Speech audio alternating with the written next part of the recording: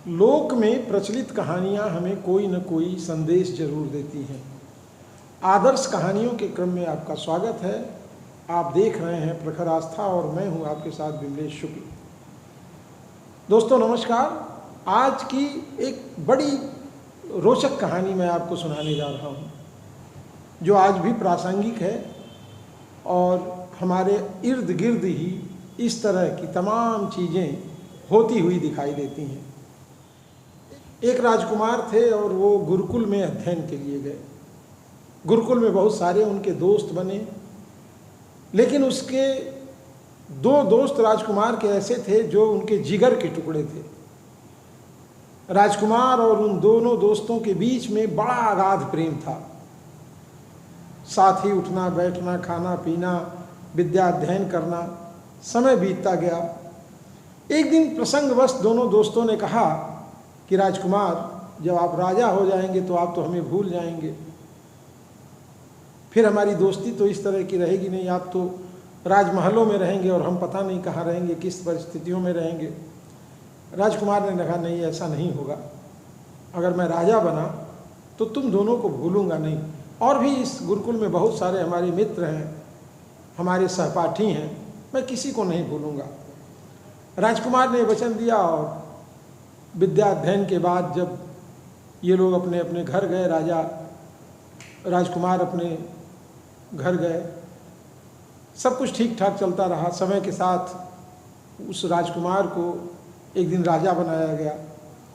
राजा बनने के बाद राजकुमार ने पूरे प्रजा का प्रबंधन किया, राज्य का देख रेख शुरू किया। 1 साल बीत गया तो उन्हें याद आया कि हमारे 2 बहुत अभिन्न मित्रों ने ये कहा था कि तब जब तुम राजा हो जाओगे तो हमें भूल जाओगे, हम पता नहीं किन परिस्थितियों में होंगे। तो राजा ने बारी बारी दोनों दोस्तों को बुलाया। पहले एक दिन दोस्त को बुलाया तो उन्होंने कहा कि बहुत अच्छा हुआ तुम आ गए, देखो। तो उसने कहा, अरे हुजूर, आप तो राजा हैं, मैं एक सामान्य सा व्यक्ति। उन्होंने कहा, नहीं, ऐसी कोई बात नहीं है, आओ, 3 दिन के लिए ये राज्य मैं तुम्हें सौंपता हूँ। तो उनके मित्र ने कहा कि अरे मेरी हैसियत कहाँ, मैं कहाँ राजा बनने के लायक हूँ। उन्होंने कहा, नहीं, ये अवसर है मेरे पास कि मैं तुम्हें 3 दिन के लिए राजा बना दूँ, तो तुम राजा बन जाओ। अंदर अंदर उनका मित्र बड़ा प्रसन्न हुआ। उसको गद्दी पर बैठा दिया गया। अब जब पहले दिन गद्दी पर बैठा तो उससे भोग विलास की इच्छा जागृत हुई। तो तमाम तरह से सिंहासन पर बैठने के बाद वो सेनाओं का नियंत्रण, मंत्रियों से वार्तालाप, प्रहसन, तमाम तरह के रंगारंग कार्यक्रमों में उसका एक दिन बीत गया। दूसरे दिन उसने शिकार खेलने की इच्छा जताई, तो उसी तरह से सैनिकों को तैयार किया गया, घोड़े हाथी तैयार किए गए और वो राजा के रूप में शिकार खेलने गया। पूरा दिन उसका मनोरंजन में बीत गया। तीसरे दिन उसकी इच्छा हुई कि क्यों न वो राजमहल में जाए, रनिवास में जाए, जहाँ रानियाँ रहती हैं। तो उसने कहा कि आज मुझे राजमहल में रात को रहना है, मैं आज वहाँ जाऊँगा। जब ये बात रानियों को पता चली तो रानी बड़ी पतिव्रता थी, वो तो घबरा गई कि ये तो राजा बन गया है, अब इसके पास तो राजा का पूरा अधिकार है। अगर ये रनिवास में आया, हमारे कमरे में आया तो क्या होगा? मैं तो इनकार नहीं कर सकती, चूँकि अब ये राजा है तो मैं उसके हिसाब से, धर्म के हिसाब से भी मैं रानी की भूमिका अदा करूँगी। घबराई हुई रानी ने कुलगुरु से वार्ता की। कुलगुरु ने कहा, घबराइए मत, सारा प्रबंध हो जाएगा। दिन भर फिर ये मनोरंजन में और तमाम अन्य व्यसनों में जो अमूमन राजाओं के अंदर होता है, वो राजा की कुर्सी पर बैठते ही इसके अंदर पैदा हो गया। एक जुनून हो गया कि राजा तो इस तरह की कहानियों में सुना था। तो उसके अंदर तमाम जो विकार थे राजाओं के अंदर, बहुत सारे राजाओं के अंदर जो विकार थे, वो विकार उसके अंदर प्रविष्ट हो गए। शाम हुई तो उसने कहा कि अब शाम होने वाली है, मैं रनिवास जाऊंगा, महल जाऊंगा। मंत्री जी आए, उन्होंने कहा, महाराज आप राजा हैं और एक राजा इस तरह से तो रनिवास में नहीं जा सकता है, इसके लिए तो उसके राजा के स्वरूप में पूरा तैयार, वहाँ जाने का एक प्रोटोकॉल है, प्रोटोकॉल के हिसाब से आपको तैयार होना पड़ेगा, इतनी जल्दी नहीं हो सकता है। खैर, तब उसके बाद हजामत बनाने के लिए नाई बुलाया गया और सब व्यवस्थाएं की गई कि राजा को तैयार किया जाए, निवास में जाएंगे। अब हजामत बनाने के लिए जब 3-4 घंटे लगे तो राजा ने कहा कि जो 3 दिन के लिए राजा दोस्त बना था, उसने कहा कि भाई बड़ा विलम्ब है। उसने कहा हुजूर इतनी जल्दी नहीं हो सकता है, ये राजा का श्रृंगार है, इसमें समय लगता है।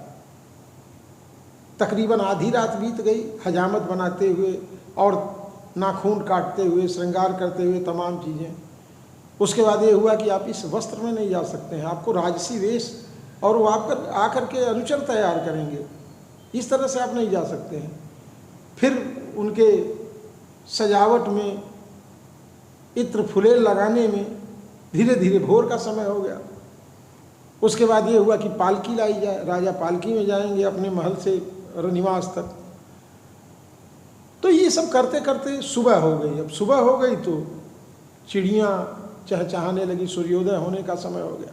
पूरी रात उसको राजा बनने में लग गया और जब जाने का समय आया तब तक इसका 3 दिन भी व्यतीत हो गया।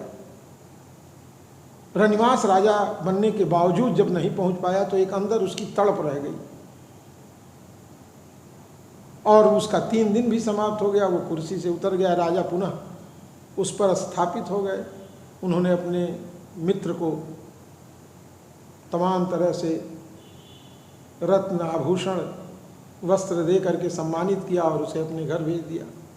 और उन्होंने कहा देखो मैंने वादा किया था, तुमने शिकायत की थी, तुम्हारी शिकायत भी दूर हो गई, तुमको मैंने 3 दिन के लिए राजा बनाया, तो अब तुम जाओ अपने पुराने हिसाब से ज़िंदगी जियो और मुझे अब तुम दोस्त तो नहीं दे सकते हो।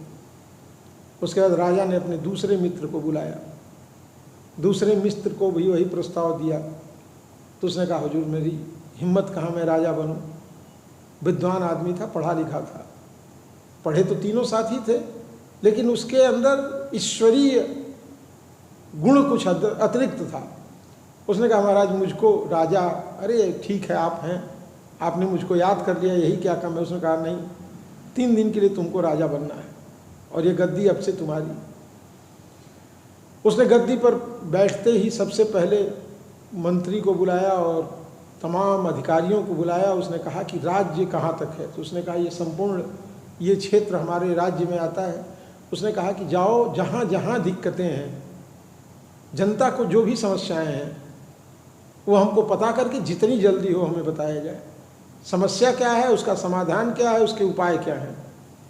पूरे दिन में राज्य की सारी समस्याओं को लेकर के मंत्री हाजिर हुए। उन्होंने बताया यहाँ पानी की दिक्कत है, यहाँ नहर नहीं है, यहाँ ये समस्या है, यहाँ वो समस्या है, यहाँ सड़क नहीं है, यहाँ कच्चे मार्ग हैं, यहाँ पेड़ पौधे, जो भी समस्याएं थी उन्होंने रात में ही राजा के सामने रखा। राजा ने रात में ही आदेश पारित कर दिया कि राजकोष से जितना भी धन हो ज़रूरत का वो निकाला जाए और ये जो ज़रूरी काम है इन्हें तुरंत पूरा किया जाए। दूसरे दिन सुबह ही काम शुरू हो गया। जलाशय बन गए, सड़कें बन गईं, वन लग गए। वन क्या लग गया, मतलब पौधरोपण हो गया। मतलब जो आम जीवन में समस्याएं थीं वो दूसरे दिन आधी हल हो गई और बाकी हल होने के लिए आगे बढ़ गई थी। जो समय लगना था वो समय लगना था, उन कार्यों को निपटाने के लिए पूरा धन आवंटित हो चुका था।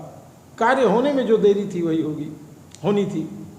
और तीसरे दिन जहाँ जहाँ जो समस्याएं थी वहाँ समाधान जब हो गया तो वहाँ से खुशी की लहर दौड़ने लगी, वहाँ से सकारात्मक खबरें आने लगी और राजा की प्रशंसा होने लगी।